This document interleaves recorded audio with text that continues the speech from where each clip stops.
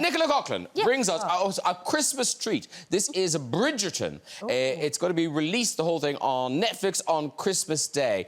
And this is gorgeous. It's a kind of a big, glossy period drama, but it's kind of got a modern twist. Who are you? Tell us all about it. So, Bridgerton is a period drama, but sort of not like you've seen before. It is very colourful, flashy. It's extremely racy. I feel like that's a very important thing because I feel like someone's granny is going to sit down and have a heart attack. You know, or if she's going to watch it, make sure she's had a lot of Baileys. Because it's based on romance novels. Yeah. So a lot of things sort of happen. And once they start shagging, there's no stopping. What? You've seen it. So there's one episode that's just the sort of shagging episode. I mean, so much. I'm going to tell my mum that the Netflix is broken just for that one. I'm like, that just won't play, and I don't know why. But yeah, it's made by Shondaland, who made Grey's Anatomy and Scandal, and I auditioned for it, and I sort of didn't think I would ever get it. So I did one audition and thought, well, that'll be something I'll never hear about and see on Netflix and get really annoyed I didn't get it. And I got a call after the first audition offering me the part. And I play someone called Penelope Featherington, which is very difficult to say fast. It's her first year out in the London marriage market, and she's sort of a very shy wallflower. Yeah. And so you do an English accent? Do an English accent. Oh, her accent's so good. Oh, so good. Jamie owns a horse. Jonathan, you don't own a horse, but you have a horse that you love. There's a horse I love. Called Jack. Word. Oh, I'd worked I think we got a picture of Jack. So there he is. This is Jack. He's beautiful. That's a beautiful horse. Yeah, and I mean, obviously, when you've reared them and you look after them, they are the most beautiful creatures. But I worked with Jack for 6 months and trained with him, and the one thing I knew that basically this was on Bridgerton, and I got offered Wicked, and I went to go and see John Chu, the director. And you brought the horse? Well, I read the script, and I said yes before reading through it, and then I was like, oh, great, there's a horse, great. You know, called up Jack, he was up for it, so I then went and so, yeah, so it was amazing, but So Jack is also in Wicked? He's in Wicked, yeah. He is Fiero's horse in Wicked.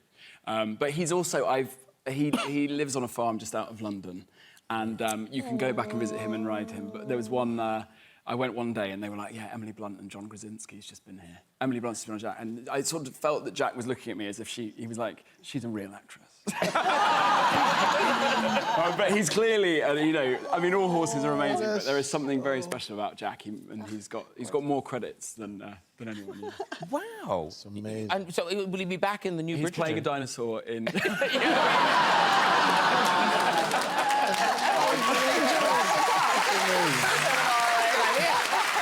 First time welcome to Golda Rochevelle. Hey! And I love what's happened to you and Bridgerton, because presumably when you got the part of Bridgerton, you just thought, oh, it's another gig, it'll pay, you know, keep the lights on for another few months.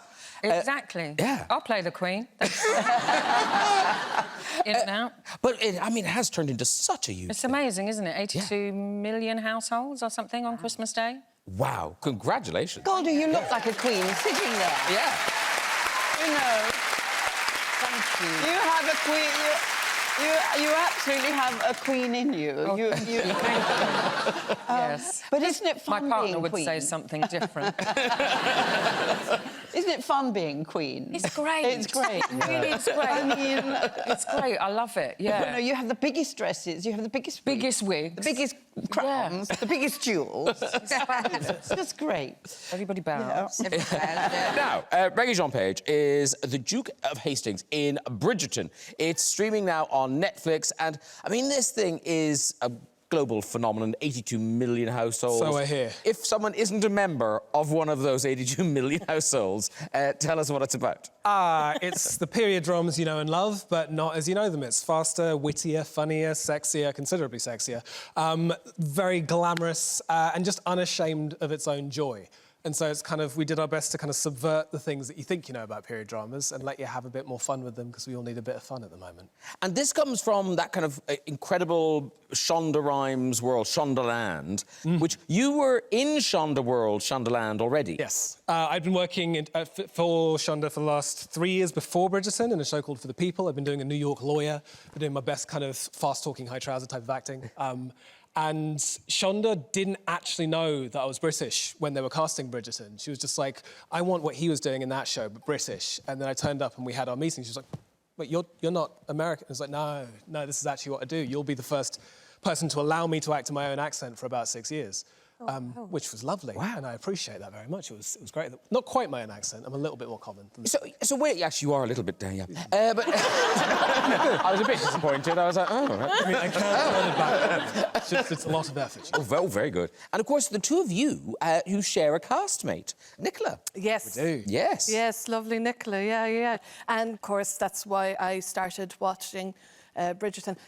And you're one of the reasons I stopped watching it. I do my best. Yeah, actually, because I live alone and there's a pandemic going on, and just watching very beautiful people have a lovely time dancing and having sex, I'm like, I don't want to watch that. Crying, eating beans in my pants. Another episode, I hate myself. I'll just eat a radish. Oh, but no! Let's go back to the garden. Balco, no. You point Bridgerton to the radishes.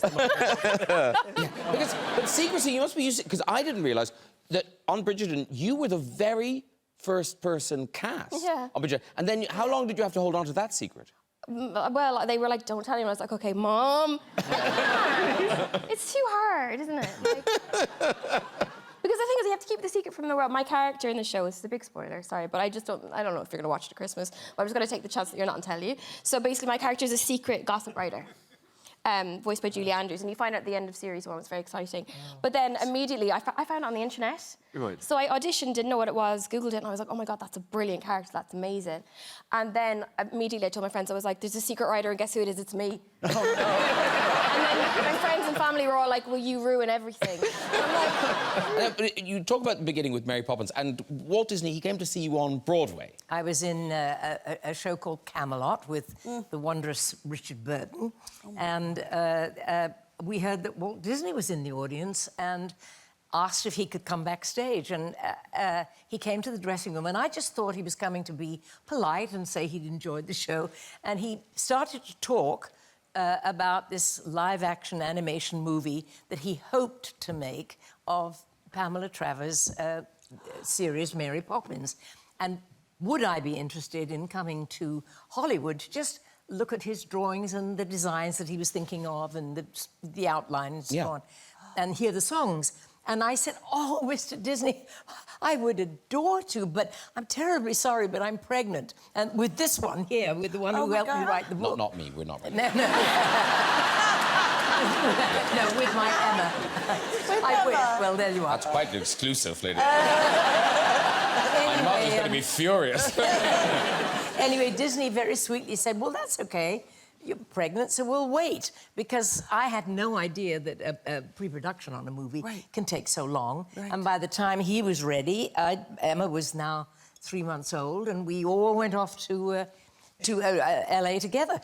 But there's a PS to the story, which is really lovely. At the time, I was married to my first husband, who's a lovely guy, Tony Walton, who happens to be an English boy that was my childhood sweetheart, and came from the same village that I come from. And Disney turned to him and said, what do you do, young man?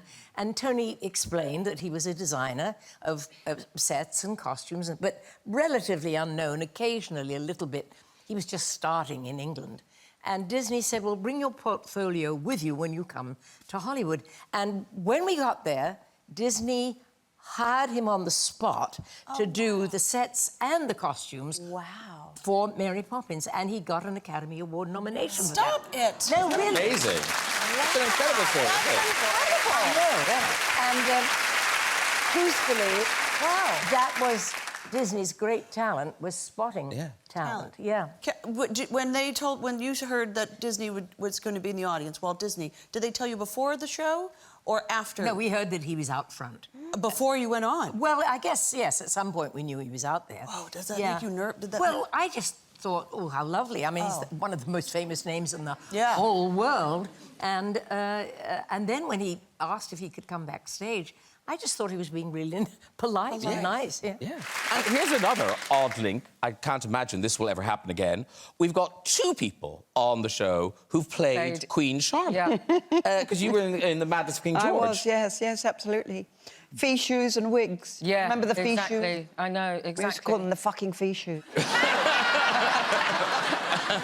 And if we see Helen again as there you are. Now, you look fabulous there. Very good wig. There's the fichu. Fichu. There's the lacy thing. And your It's a wig. thing. I feel like Netflix have invested more in the wigs. I mean, is that truck built around your wig? Nearly. Is that car just for you as well? Yeah. It looks as if it's just for you. Yeah, that used to rock up every time I needed to go to set. Wow. Because I couldn't... if Also, I was in a car, I had to kneel down. So I would be on the floor like that. With this wig, if it was a car. But in that, I was able to sit properly. And what's in it? Is it dense? It's There are cages. birds and worms, mice and all sorts of things. Actually, we've got a picture of you getting ready, and it looks like a man's living in it. It looks like you've woken him up. That's at about 4 o'clock on a very, very heavy day of filming. The thing is, when you wear these sorts of costumes, often you have to get dressed outside of your dressing room because your dressing room is never quite big enough I have to to get- incorporate, you know, this enormous thing. And when I did The Madness of King George, we had very low budget. So they gave me this little caravan because we were shooting on set. And I swear to God, it was one of those caravans that I think girls might have used, women might have used by the side of the road, you know, at a truck stop when they wanted to make a bit of money. You know, it had that kind of feel about it. It was like... Gin nose. It was like so manky and disgusting in there. And I was supposed to get dressed as Queen Charlotte in there. So I would get dressed outside. I'd get dressed out in the open air because it wasn't enough room in there. You can't transport you and frock and wig. No, it's a lot of stuff too. It's amazing. When we heard about Bridgerton, we were promised it was going to be like this, you know, really raunchy, sexy. And I was watching it. I thought, where is the sex? But my God, once you pull the ripcord, it's non-stop. There's a bit. I mean, even you must have been kind of, you know, at the table read, you must have been going, blah, blah, blah, blah. I haven't spoken for pages. Well, I got my mouth full half the time. Which I was insisting on, because I think that's important to see on TV as well, because I think that is uncommon, that you see that kind of power dynamic in raunchy scenes, and that's part of the way that we did want to modernise the show. So the Duke does have his mouth full, and he's proud of it. But yes, there was a fair bit to be done on the show. Because you're really going for it, but you're going for it in kind of beautiful locations. I mean, like... And occasionally very uncomfortable locations. Well, yeah, those library steps didn't look easy. Yeah, the chiropractor. But didn't you have room monitors in the stately homes? Well, this is a problem, because the set, as usual, is more valuable than any of the actors. So if you're in, like, you know, a 200-year-old bed or a 400-year-old four-poster, it has to have a minder. Like, you know, when people kind of bring very expensive jewellery around, they have to have a bodyguard for it. There's a bodyguard for the room. And so at all times, you know, you've got this minimal set, everyone gets very quiet, very respectful, and you derobe and you hit the bed. And then there's also just, like, Fran in the corner, who's just standing there just kind of deciding whether or not to look. She's like, I have to look. I'm not allowed to look. I have to look. Could you please go easy on the bed? It's very, very old. It's not quite so enthusiastic. Oh, do go on. That's the inner monologue that I imagine is going on in the corner of the room. Yeah, I'll stop them in a minute. And presumably you had to have the awkward kind of family conversation before. Yeah, a little bit. I mean, we've got a family WhatsApp group, so there's a couple of, you know, flashing red light emojis and the odd peach emoji. Certain people have threatened to rate my peach. But we missed a couple of family members, and so people do enjoy the fact that, like, a couple of cousins missed the memo. And so they're watching the show, and I got a very stern message in my Instagram DMs, oddly enough, just going, there really needs to be a cousin warming. I had to make so many tactical cups of tea. And I left the room and made my tactical cup of tea and came back, and you were still going. So I had to start doing pots of tea. You know, you had to kind of keep building up the... Three-course meal, a tasting menu, if you will. Absolutely. Do you feel awkward during sex scenes? No, not really. Not when they're done right, because we've talked a lot about our wonderful intimacy coordinator. Yeah. So it's scripted, just like a dramatic scene, except physically scripted. So you know where your hands are going to be, you know whose hand's going to be where, at what point, how you react to that. It's literally just choreography, at which point...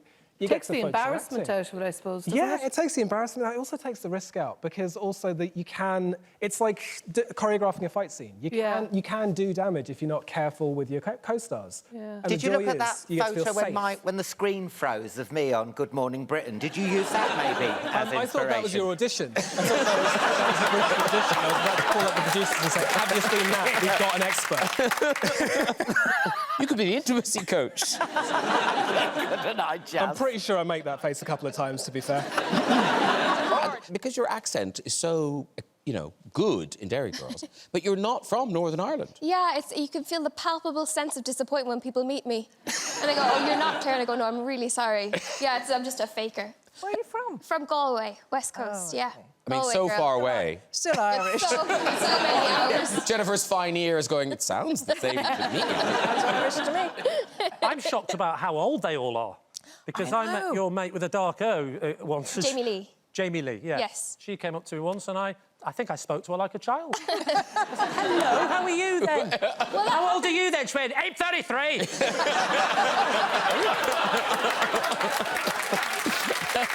And now your accent there is great. And Derry Girls, yeah. I mean, there's a whole range of accents. Yours is really good. Oh, thank you. Did you say there's a whole range of accent in Well, there Derry are quite a Girls? few Derry accents in Yeah. Derry Girls, I would say. Yeah. But now, do you have a trick to get into it, do you? Yeah, absolutely. So when I was preparing, I didn't know a Derry accent first off, and then I thought, who do I know? And then I thought, oh, Nadine from Girls Aloud is extremely Derry. And then, I don't know if people will know this, but there was an extremely controversial incident in the early noughties in Ireland. So good! It was so good. I feel like it was the first Irish sort of pop culture TV moment. It was Pop Stars, the Irish version, which only had about 50 entrants because we don't have as big a population. So she went on and lied about her age. But she got found out on camera. Stop it. Yes. Oh, no, YouTube it. It's so good! Lean forward. Wow. This is the trick thing. How old was she? So- How old was she? OK, so she'd gotten into the band, and then her on-camera interview, like the first one to introduce yourself, who you are, she said, my name's Nadine Coyle from Larkhill in Derry, date of birth 15th of 6th, 85, making me a Gemini. And then she thinks for a second and goes, what date of birth did I say now, 15th of the 6th? And then it fades. And she's outed herself on camera. But everyone lost the plot. Do the phone call to her mother. Do everything. Mommy, do the whole thing. As Daddy put my passport in the car, Mommy, will you look at my handbag for my passport? And it was all a lie. She knew. How old was she? She was 16, she was meant to be 18. What is it about you lot pretending you're different ages? Just cool, isn't it? Cute, 'cause she wanted to make it through. That's fine. But then she got in Girls Aloud. It actually worked out much better. You for see? her. Yeah. Yeah. Everything and happens for we a ended reason. up with an amazing moment of her sobbing in the back of a Renault Espace being driven away. I also did that whole thing in my audition, and it was very awkward because... Well, you did it as a speech. Yeah, but they didn't want me to. It's not like they said, would you mind doing your pre-prepared Nadine Coyle speech? I just sort of started speaking, and they sort of were looking at me, and I thought, well, this could really go either way. You know, it's all the executives from Channel 4 and the director and the writer, and I just started doing it. But I got the job, it's all fine. Woohoo! Yes! Very good. Now, unfurl the bunting. Golden Rochevelle is back in Bridgerton, Season 2. It comes to Netflix from the 25th of March. And, yeah. Queen Charlotte, she's a real fan favourite, and there's a lot more of her in this season. Yes, there is. She's back with a vengeance, with all her naughtiness and joy. And it's a really brave thing, I think, they're doing, because that first season was, as we said, so successful. Yeah. But this season, there's a real pivot, and they're focusing on different characters. Yeah, well, Bridgerton is based on the books by Julia Quinn, and each book is on a sibling of the Bridgerton family. And so our series basically it's an ensemble, but within that ensemble, we have different love stories in each season, which I don't think has ever been done. There's nothing kind of like that out there. So this time round, it's Johnny Bailey, and it's a love triangle. And, yeah, we kind of get to see him blossom and grow into, the man that he becomes. And do we get to see him? I mean, is it as raunchy as the first season? It's Bridgerton. So, and it's about love and the kind of escapades that people get up to about So, love. yes. So, Yeah. I'm thinking yes. Yeah. yes. And obviously this comes from the great American showrunner, Shonda Rhimes, Shondaland. And one of the things I think people love about the show is the colourblind casting. Was that one of the things that kind of appealed to you about it? That, you know, seeing London being that diverse? Yeah, I think definitely, you know, you want as actors to be in something that really represents the world that we're living in at the moment, and I think that's really, really important. Yeah, I'm very proud that we're representing, we have diversity, and we're reflecting the world that we're living in. And I think I read a thing you said in an interview I really liked, that you said normally when you get a part, you're kind of leaning into your dad. Yeah. And this is the first time you're leaning into your mom. Yeah, absolutely. I mean, you know, I've played the kind of stereotypical black characters. Nothing wrong with that. Very proud to do that. Very proud to represent my dad. But this time round, you know, being a biracial actress, biracial person, I have two cultures that I can tap into. And for Queen Charlotte, she's very, very much based on my mother and that side of my heritage. So, yeah, I mean, I was brought up being traipsed around manor houses in this country and afternoon tea and, you know, all of that stuff, scones and jams and, you know, all of that, you know. So to be able to celebrate her is a real, real joy and blessing. If Nicola looks a little windswept, it's because you rushed here from, was it the set of Bridgerton? Yes. Yeah. So literally the plan was I was picked up by like 4 in the morning, and then I got in, I was like, I've got to get the wig off. I got to get on the bike. I'd never been in a motorbike before, and I felt really excited until I got on it. And then I wanted to die. I was so frightened. Oh, we got a picture of you on the bike. Oh, there she is! Is that as you're getting older, as you're coming here? That's what I was getting on. If you zoom in, you can really see the fear in my eyes. And look, I know you think you're cool because you're James Bond, but I think we all know who's the coolest looking person on this couch. Yeah. But it was an experience. What were you doing with the microphone? What were you talking about there? We were having chats. Okay. Me and my driver, he's from Glasgow. We were talking about drinking Guinness, and we had a lovely time. But I wasn't thinking about dying. That's not distracting as he's driving you. Yeah. And Well, he did make a joke. I was like, I've never done this before. And he went, me neither. And I went, ha ha. Yeah, he was great. Good joke. I'm alive. So it's And two huge television shows represented on the show tonight, Bridgerton and Succession. Daniel, which of those do you prefer? You haven't seen either, have you? Yep, I You know he hasn't. Nailed it. Do you watch any telly? No. Oh, Daniel. not even Married at First Sight. It's really good. Is it? Jesse, you seem also like, do you watch any television? No. You don't have a TV. No. Oh, that's a real hindrance. My wife grew up without a TV. On my wife's 12th birthday, her mom, as a gift to her, rented a TV for 2 hours to watch the Babysitters Club. Like, so I married into a Luddite family, and so I never had a He told me he watches movies on his phone on his knee. Yeah. And this is a filmmaker, by the way. Yeah. He probably likes to watch That's movies. a great knee. Yeah. But presumably it would drive you mad if someone was watching your movie on a phone on your... Oh, I don't care. I really, don't. I think about it all the time. I'm like, people saying, like, I want this movie to play this. I always just think, like, I'm so happy to be here on the set. This is the coolest thing in the world. I don't care what happens afterwards. But I thought you're the same way. I mean, but I like to watch a movie in a theater, not on a phone. I've never watched a movie on a phone. Do you care how people would be watching you? No, I don't really care if anybody watches the thing, I guess, right? I did it already. I did the thing. I'm done. Yeah. Thank you for letting me do it. Yeah. No, great job selling the film. You've really nailed this. I think, and Reggie-Jean Page, I mean, I mentioned Bridgerton. I guess what's weird is you're in the biggest show in the world, you're a global superstar, but you're presumably just telling your fridge you're opening.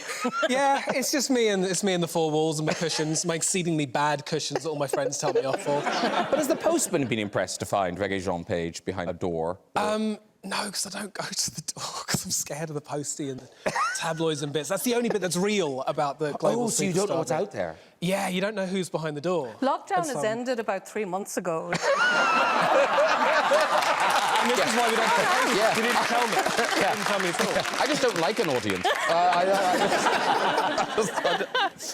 Nicola Coughlan, I've heard you talking about that last season of Bridgerton, Yeah. where you felt it was so kind of liberating and kind of empowering that you were the romantic lead of the whole thing. Yeah, it was mental. I realised I was, I guess, 35 when I was filming the season, and I'd never played an adult. I was like, right at the day when I said, I was like, how do I do this? Because I don't know if you've seen the first 2 series, I looked a lot like SpongeBob SquarePants.